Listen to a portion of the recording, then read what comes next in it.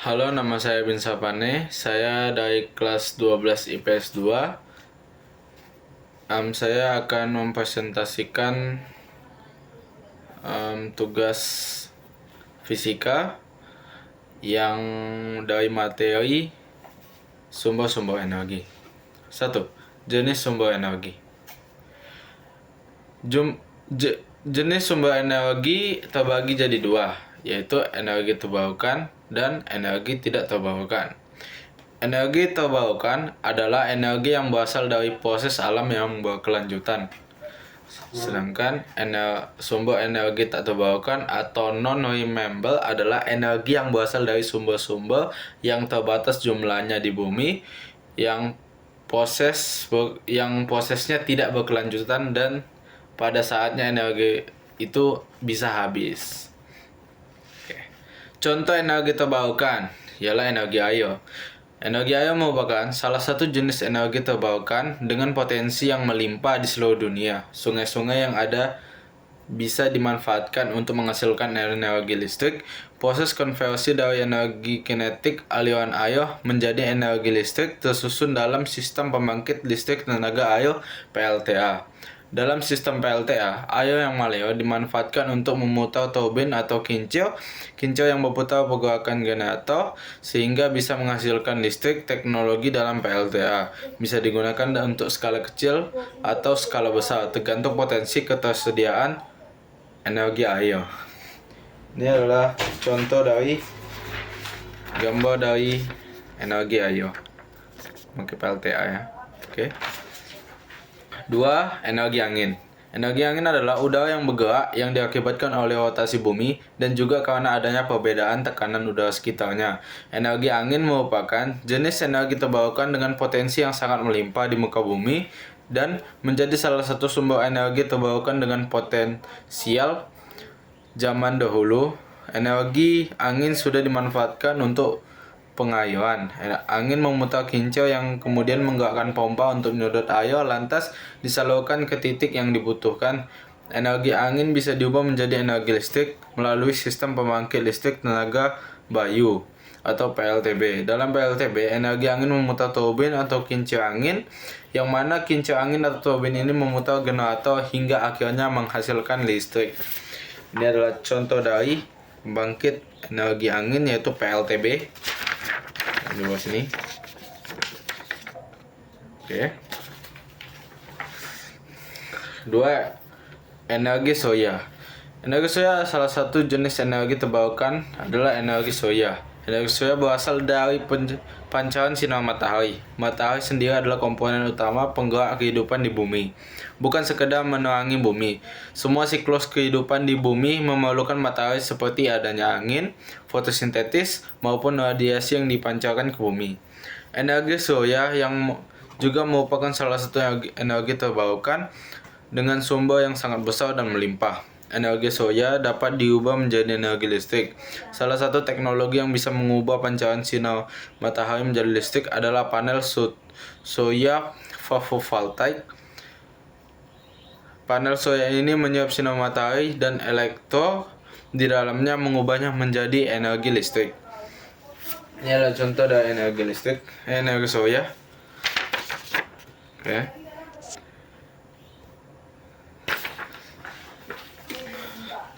Energi panas bumi merupakan energi terbarukan berupa panas yang tersimpan dan berasal dari dalam bumi. Energi panas bumi biasanya terletak di kawasan-kawasan yang diletakkan cincin api Pasifik, sebagai contoh Kanada, Italia, Jepang, AS, Filipina, Selandia Baru, dan Indonesia. Pemanfaatan energi panas bumi telah digunakan sejak zaman dahulu dan penghangat ruangan untuk memasak. Pemanfaatan energi panas bumi dengan penghasil energi listrik terdapat dalam sistem pembangkit listrik tenaga panas bumi (PLTP). Prinsip kerja PLTP hampir sama dengan prinsip kerja pembangkit listrik tenaga uap, di mana ada uap panas yang digunakan untuk memutar turbin lalu menggerakkan generator. Hanya saja, uap panas yang digunakan pada PLTP adalah uap panas bumi yang telah dipisahkan dari air yang berasal langsung dari perut bumi. Nah, contoh bumi, panas bumi. Oke. Lanjut, energi yang tidak terbarukan. Jenis-jenisnya yaitu minyak bumi. Minyak bumi adalah bahan bakar fosil yang terperangkap di dalam bumi. Untuk mengambilnya diperlukan proses pengeboran, kemudian dipompa keluar. Minyak bumi lantas diolah atau dikilang menjadi bahan bakar minyak seperti bensin, produk turunan minyak bumi seperti plastik dan aspal. 2. Batu bara. Oh, minyak buminya, satu minyak buminya. Sini. Ini. Oke. 2. Batu bara adalah energi tak terbarukan yang terbentuk dari makhluk hidup yang mati dan terkubur jutaan tahun lalu. Batu bara terbentuk padat seperti arang dan berwarna hitam. Sumber energi ini biasa terdapat dalam tanah sehingga dibutuhkan penggalian. Sumber energi ini langsung bisa dibakar sebagai penghangat ruangan atau digunakan untuk pembangkit listrik. Ini dia batu baranya.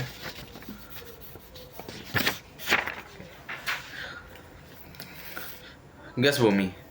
Yang ketiga, gas bumi. Sama seperti minyak bumi, gas bumi adalah energi tak terbarukan yang juga terdapat dalam perut bumi. Sumber daya alam ini banyak digunakan untuk memasak atau memanaskan rumah. Selain itu, gas bumi juga digunakan untuk pembangkit listrik tenaga gas. Lanjut ke materi kedua, yaitu pembangkit energi listrik. Pembangkit listrik adalah suatu alat yang dapat membangkitkan dan memproduksi tegangan listrik dengan cara mengubah suatu energi menjadi energi listrik. Jenis-jenis pembangkit energi listrik yaitu ada PLTA, yaitu pembangkit listrik tenaga air. Yang kedua,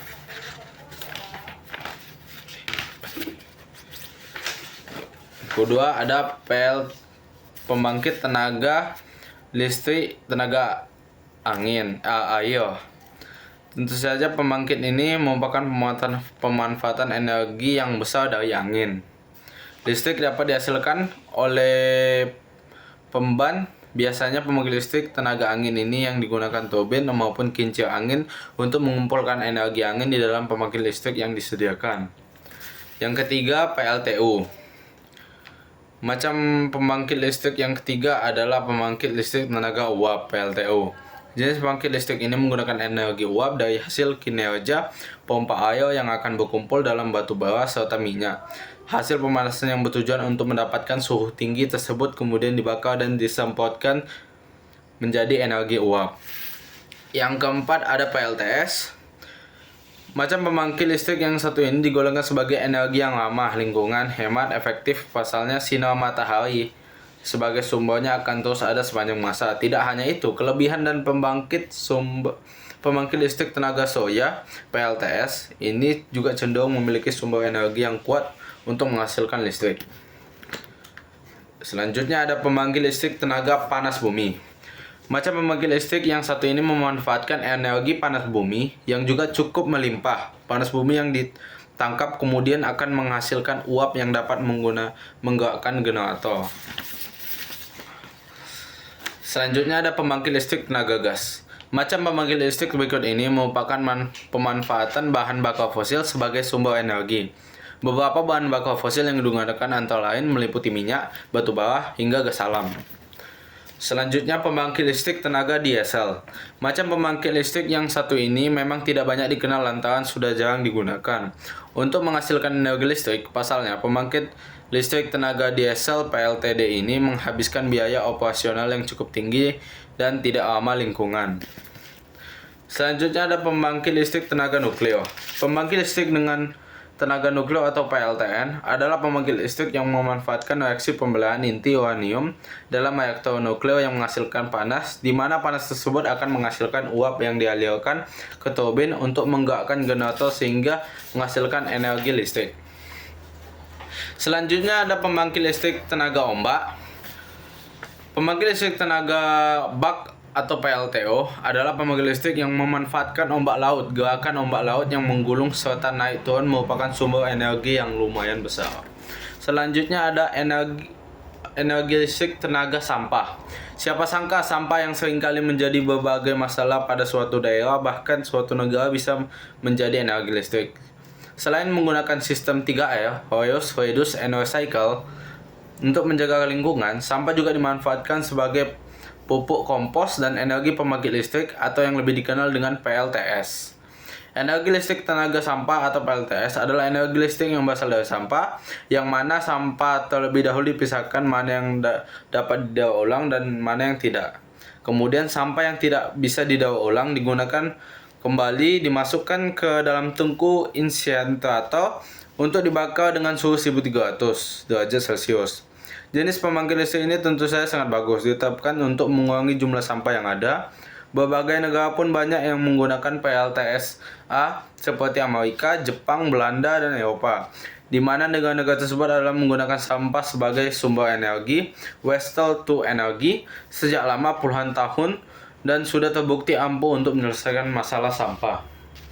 Selanjutnya ada energi listrik pembangkit pasang surut.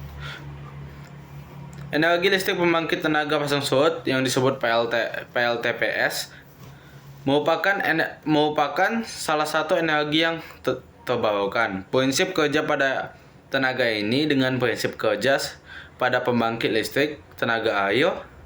Pada pembangkit ini akan memanfaatkan air untuk menggerakkan turbin dengan generator sehingga dapat menghasilkan energi listrik. Selanjutnya ada pembangkit listrik tenaga gas uap. Pembangkit listrik tenaga gas uap atau PLTGU merupakan kombinasi antara PLTG dan PLTU. Gas buang bersuhu tinggi dan PLTG akan dimanfaatkan kembali sebagai pemanas uap di ketel atau boiler untuk menghasilkan uap bertekanan tinggi yang akan menggerakkan turbin dan generator sehingga dapat menghasilkan energi listrik. Pembangkit listrik memang memiliki banyak sekali macamnya.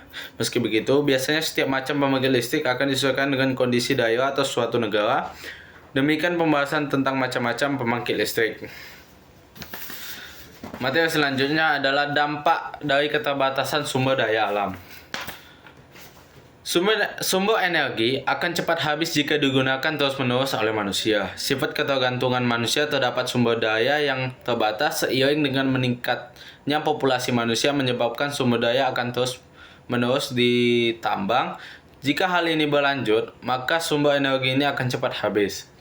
Sumber energi akan banyak diperebutkan oleh banyak orang, sehingga dapat memicu konflik. Sumber energi sebagai unsur pendamping kehidupan manusia ini pasti akan diperebutkan oleh banyak orang untuk menambangnya dan memperoleh keuntungan yang besar dari usaha tambang tersebut. Manusia akan memperebut energi yang pada ujungnya dapat menimbulkan konflik. Penanggulangannya, langkah-langkahnya, yaitu yang kita lakukan adalah menghemat energi yang ada. Penghemat energi ini mungkin sudah dirasa sulit karena manusia sudah tergantung untuk memakai sumber daya tersebut. Namun bagaimana lagi, mau tidak mau, suka tidak suka, kita harus menghemat energi untuk anak cucu kita juga. Mencoba untuk menggunakan energi alternatif yang kedua. Kemajuan iptek akan menyebabkan manusia terus berinovasi untuk menggali dan meneliti sumber daya alternatif yang sekitarnya memiliki fungsi yang sama dengan sumber daya yang terbatas ini. Sekian dari presentasi saya, yang jika ada yang salah mohon dimaafkan. Shalom dan terima kasih.